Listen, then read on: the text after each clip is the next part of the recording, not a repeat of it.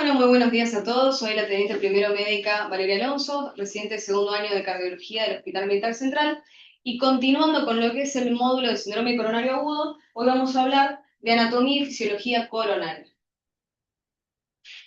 El contenido de la clase va a ser repasar brevemente un poco de la anatomía coronaria, de las anomalías coronarias que existen, de la oferta y demanda de oxígeno, de los determinantes del consumo del mismo y de ciertos determinantes del flujo sanguíneo coronario con su autorregulación y con la reserva de flujo coronario. Es decir, una primera parte que es anatomía y una segunda parte que es más fisiología.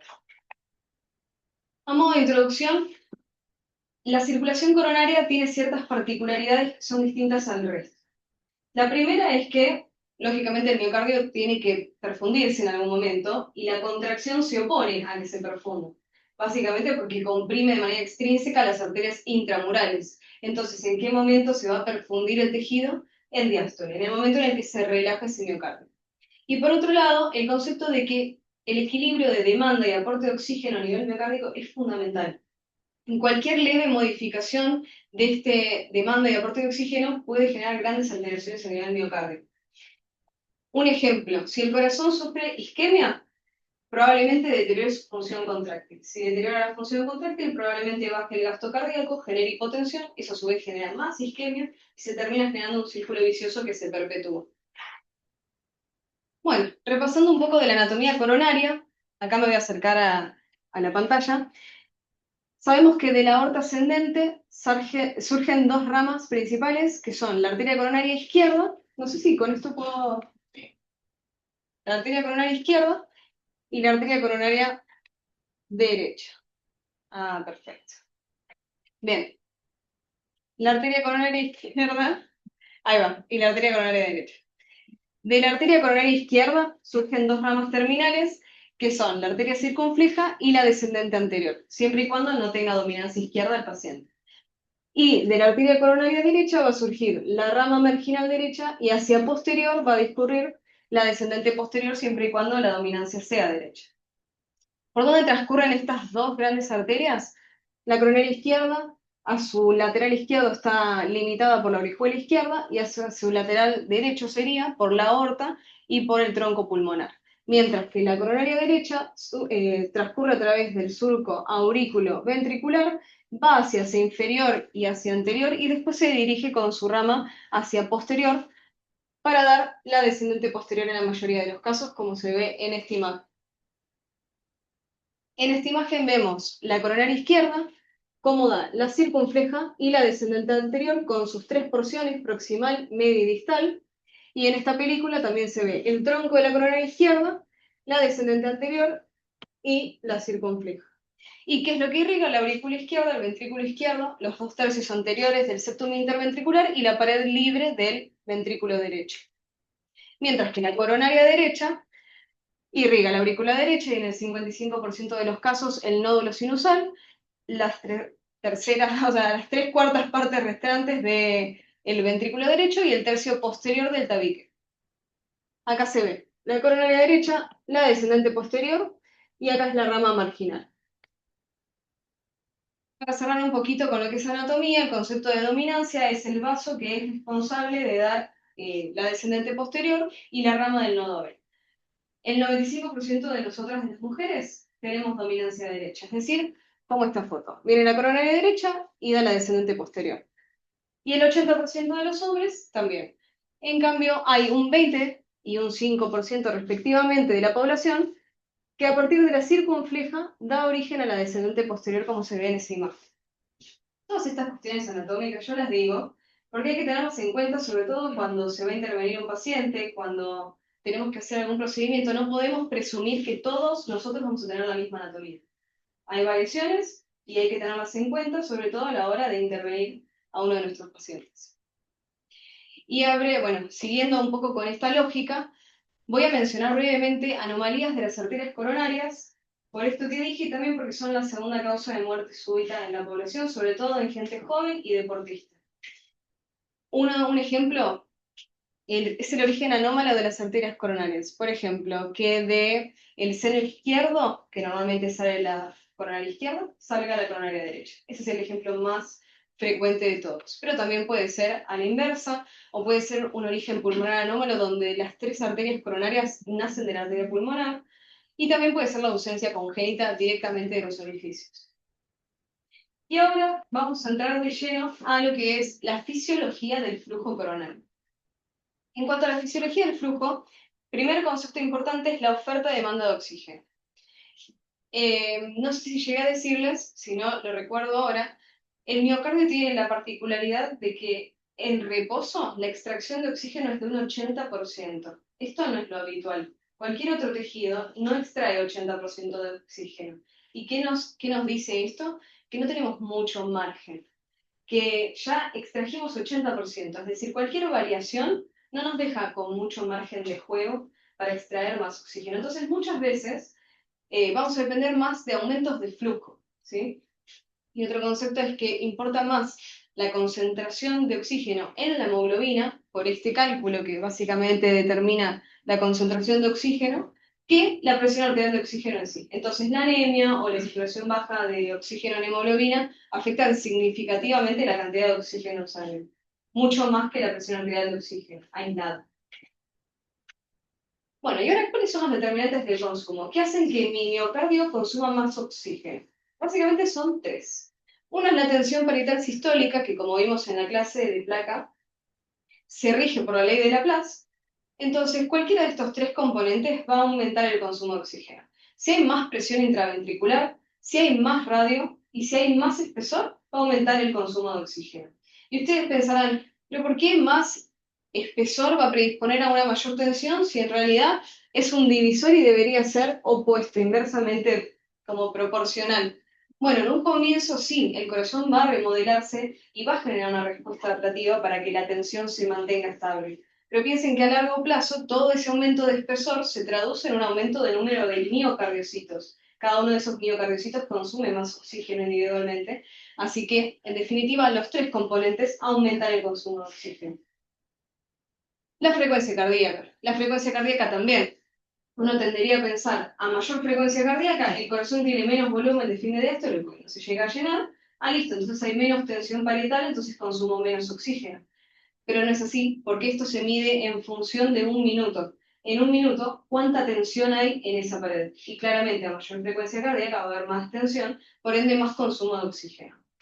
Y por último, el inotropismo cardíaco, que es el estado contráctil del miocardio independientemente de la carga, también va a predisponer a un aumento del consumo de oxígeno. Entonces, estos tres factores van a hacer que mi corazón demande más oxígeno. Y el flujo, que hablamos de que el flujo coronario es muy importante, está determinado por la resistencia. A mayor resistencia, más dificultad de que esa sangre transcurra y que haya un adecuado flujo. Entonces, ¿qué determina mi resistencia coronaria? Esta imagen. El R1, que no somos nosotros, el R2 y el R3. El R1 son los vasos de conducción. Los vasos de conducción son básicamente arterias que no ofrecen una gran resistencia, que no deberían de complicar el flujo. Por ejemplo, la circunfleja, la descendente anterior, la coronaria izquierda, son vasos de mayor calibre que no deberían en condiciones normales alterar el flujo. Esto, que es el R2, son las resistencias de las arteriolas que generan, están transmurales y estas sí son verdaderamente los vasos de resistencia. Y por último el R3, que es básicamente una compresión extrínseca, que ahora ya vamos a ver en las siguientes diapos. R1, estos son los vasos de conducción, en condiciones normales no debería pasar nada, pero fíjense, si está obstruida por ejemplo la DA, obviamente va a comprometer el flujo. Y esos porcentajes, cuando la obstrucción es más del 50-70%, va a afectar el flujo ante aumentos de la demanda. Ahora, cuando ya está obstruida más del 90%, esta condición en el flujo ya va a aparecer en reposo. Por otro lado, las arteriolas de resistencia, que son esos vasos que están transmurales y que son los que realmente predisponen al aumento de la resistencia del flujo, dependen muchas veces del diámetro. Y el diámetro a su vez depende de señales nerviosas regidas por el sistema simpático y parasimpático, de fuerzas físicas y de señales metabólicas. No quiero meterme muy en fino en cada uno de estos temas, lo pueden ir a buscar en la bibliografía, que es el capítulo de Bramwell, después si quieren lo charlamos o si hay alguna duda lo charlamos, pero para darles un ejemplo, la adenosina se libera ante un aumento de hidrólisis de ATP frente a un descenso de la síntesis. Quiere decir que cuando mi tejido dice no hay suficiente energía, libero adenosina, genera vasodilatación y esto garantiza un mayor flujo en ese tejido. Es básicamente mi tejido pidiéndome más oxígeno. Entonces, esta es la regulación metabólica. Otro ejemplo es la acidosis y otro ejemplo es el de canales de potasio sensible ATP. Y el último componente, que es la resistencia extravascular compresiva. En condiciones normales, ¿cuál sería nuestra resistencia extravascular compresiva? La sístole.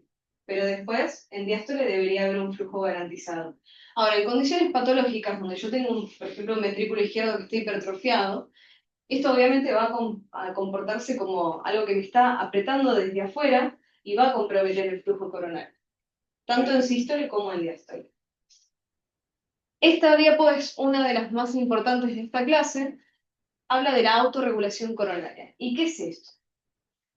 El corazón tiene la capacidad de decir, bueno, yo quiero mantener un flujo constante, entonces si vos me aumentás la presión, yo voy a hacer un cambio para que el flujo sea siempre el mismo. ¿Qué pasaría, por ejemplo, con un tubo rígido, con, no sé, un cilindro de metal? Si yo aumento la presión, ¿qué va a pasar con el flujo? Aumenta. En cambio, ¿qué pasa con nuestras arterias? Nuestras arterias tienen la capacidad de vasocontraerse o vasodilatarse. Y este mecanismo, este juego adaptativo, va a hacer que el corazón siempre reciba el mismo flujo.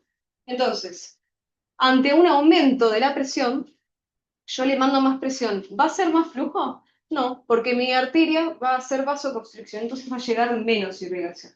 Ahora, caso contrario, empieza a caer la presión de perfusión. Cae, cae, cae. ¿Cómo garantizo que le llegue flujo a ese tejido? Vasodilato, entonces mando más sangre. Pero como ven, tiene como dos márgenes, ¿sí? No puedo vaso. Llega un punto que el vaso dice hasta acá llegué. Y lo mismo, en la vasoconstricción, llega un punto que dice yo no me puedo vasocontraer más. Entonces, en situaciones patológicas, estos márgenes que vemos acá, claramente se van a estrechar, van a ser más limitados. Y como vengo repitiendo a lo largo de la clase, este juego, esta variabilidad, estos componentes que yo puedo ir manejando para adaptarme van a ser como más limitados. Otro concepto es la reserva de flujo coronario. Esto es básicamente, quiero ver cuánto flujo puedo tener en situación de reposo. ¿Y cómo lo valoro? Si en realidad mi arteria va a generar un cambio, si va a vasodilatar o vasocontraer. Bueno, puedo hacer un estímulo farmacológico que vasodilate, entonces expongo a que esa arteria no se mueva y veo hasta cuánto llega de reserva de flujo. En situaciones normales, con el estímulo farmacológico, fíjense que puede quintuplicarse el flujo cuando yo doy un fármaco vasodilatador y aumento la presión. Mecanismos de autorregulación, que esto también lo voy a comentar brevemente para no extenderme tanto en la charla. Hay regulación de tipo miogénica, el músculo liso se puede adaptar a estos cambios.